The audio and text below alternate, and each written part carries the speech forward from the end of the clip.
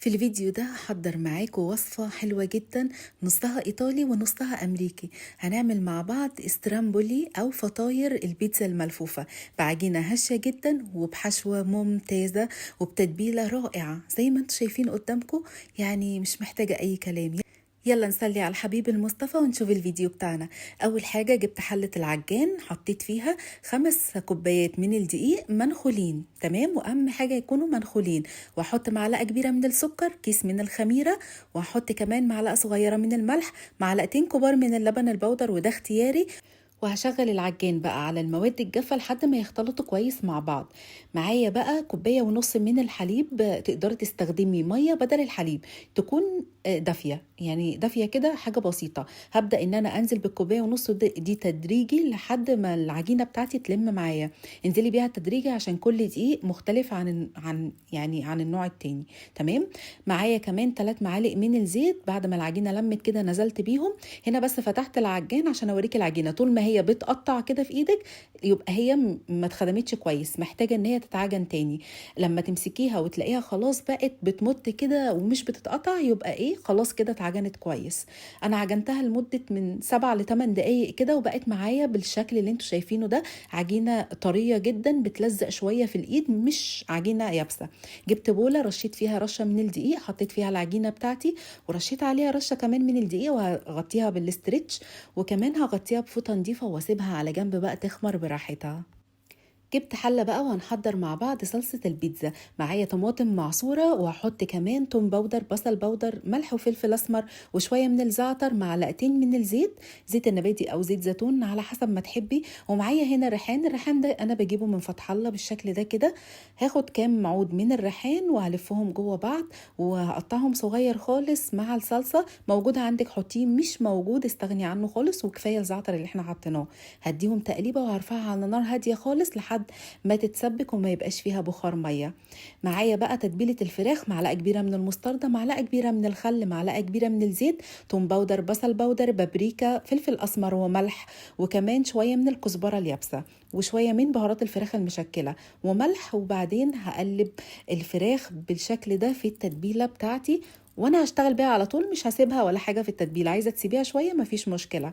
جبت طاسه حطيتها على النار، حطيت فيها مكعب من الزبده وتسخن كويس جدا. هنزل بقى بالفراخ بتاعتي وهفردها كده في الطاسه بالشكل ده، ومش هقلبها خالص غير لما احس ان هي خدت لون من الارضيه وشربت الميه بتاعتها، يعني مفيش ولا نقطه ميه تنزل في الطاسه. تمام.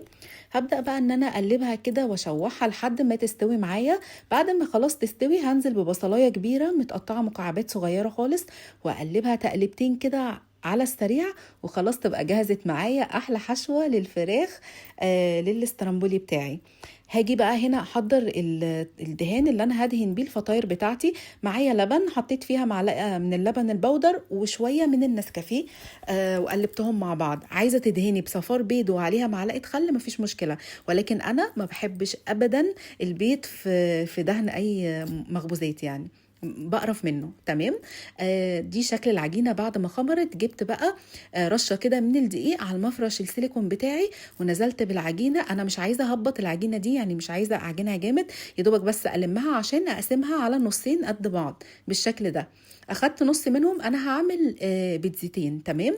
اخدت اول واحده هفردها بقى، ابدا ان انا افردها، بس عايزه افردها مستطيل مش مدور، يعني اخد الشكل المستطيل بنفس الشكل اللي انتوا هتشوفوه معايا. انا بس عايزاكم تشوفوا لي جمال العجينه وهي بتتفرد كده. عجينه طريه جدا وبتتفرد معايا بسهوله. ليه؟ علشان احنا خدمناها كويس في العجن. وزي ما قلت لك لو ما عندكيش عجان، طبعا انا عايزه اقول لك اكتر الوقت يعني مش بعجن في العجان خالص، قليل اصلا لما بشغله. انا بحب اعجن بايدي، بس انا ما قدرتش اعجن بايدي النهارده، فعشان كده شغلت العجان يعني. فهفضل بقى ان انا افردها لحد ما اخد الشكل المستطيل اللي انتوا شايفينه ده. وشايفين معايا هنا صوص البيتزا، انا خليته يتسبك خالص على النار لحد ما بقى صوص تقيل كده وتبخر منه اي بخار ميه. هفرد بقى الصوص البيتزا بتاعي بالشكل ده، بس ما جيش ناحيه الحروف خالص، يعني خلي الفرد بتاعي بتاع الحشوه يبقى بيبقى جوه الحروف زي ما انتوا شايفين بالشكل دوت كده بالظبط. جبت بقى الحشوه بتاعه الفراخ فردتها كده برضو على صوص البيتزا، ومعايا شويه فلفل الوان كده، اي لون موجود عندك، اخضر اصفر اي حاجه يعني، مش شرط الثلاث الوان يعني. فردت كده شويه فلفل الوان وكام شريحه من الزيتون، وهنا بقى ده فلفل حامي عشان انا بحبها حاميه فده اختيار يعني.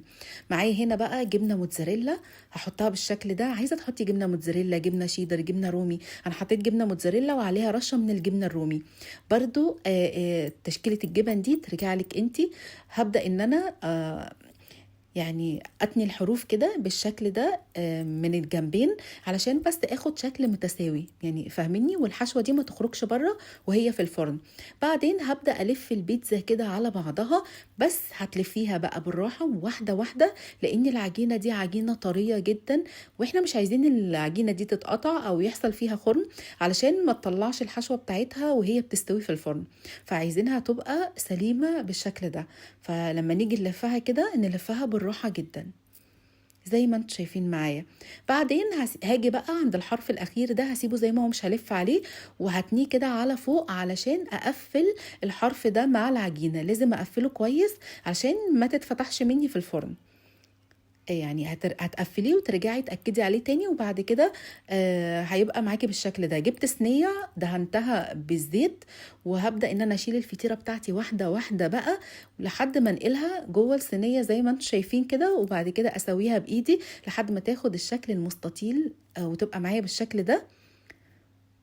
اهم حاجة يعني لفيها بشكل حلو عشان تطلع معاكي بعد التسوية شكلها حلو. حطيت كده الفطيرتين بتوعي وجبت سكينه كده، وبحرف السكينه هبدا ان انا اعمل فتحات بالميل بالشكل اللي انتوا شايفينه ده كده شكل الاسترامبولي الايطالي.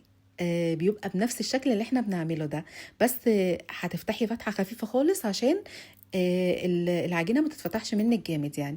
جبت بقى خليط الدهن اللي انا عملته من اللبن والنسكافيه، هبدا ان انا ادهن بيه الفطاير بتاعتي. تقدري لو ما عندكيش لبن بودره ما تستخدموهوش، كفايه لبن ونسكافيه عادي جدا، ممكن ميه اصلا ونسكافيه عادي يعني، اي حاجه موجوده عندك استخدميها. رشيت رشه من السمسم كده، وبعدين هحط على واحده شويه من الريحان، واحط على التانية شويه من الزعتر. طبعا انا بدات اول ما جيت احشي الفطاير شغلت الفرن على اعلى درجه حراره، هدخلها الرف الوسطاني شغال من تحت، بس لما تاخد لون من الارضيه شغل لها الشوايه. تمام. هنا بعد ما طلعت من الفرن اخدت معايا بالظبط حوالي 12 دقيقه. هبدا ان انا بقى اجيب فوطه نظيفه واغطيها بس شويه. لو انت بتحبيها مقرمشه بلاش تغطيها، لو انت بتحبيها طريه شويه غطيها. انا غطيتها لمده 3 دقايق كده او دقيقتين بس، وبعدين نقلتها بقى على البورد ده. وتعالوا بقى نقطع مع بعض الاسترامبولي بتاعنا ونشوف جماله ونشوف جمال العجينه وجمال الحشوه. قطعناه بالشكل ده اهو زي ما انتم شايفين. بصوا يعني احكولي بقى عن الجمال، ويا ريتكم بس بتشموا ريحه من التليفون كنت شميته احلى ريحه في الدنيا. شايفين الارضيه بتاعته والتسويه فيها عامله ازاي؟ ليه؟ عشان انا كنت ظابطه درجه الحراره بتاعتي، وعشان ما خليتوش ياخد وقت كبير قوي في الفرن. تمام. الفطاير او اي مخبوزات ما بتاخدش وقت كبير في الفرن عشان ما تنشفش وتغير لون. شوفوا لي بقى الجمال، وشوفوا لي الجبنه وهي بتمط كده. وعايزه اقول لكم العجينه طريه جدا يعني، شايفين انا بدوس عليها، شايفين شكلها عامل ازاي؟ خطيره يا جماعه، جربوه مش هتندموا ابدا. يعني هتحسوا ان هو احلى كمان من البيتزا، وتغيير هو كده كده نفس البيتزا، بس ده تغيير عن البيتزا العاديه. هستناكم بقى تجربوا الوصفه الخطيره دي وتقولي لي رايكم فيها، واتمنى تكون عجبتكم، وباي باي.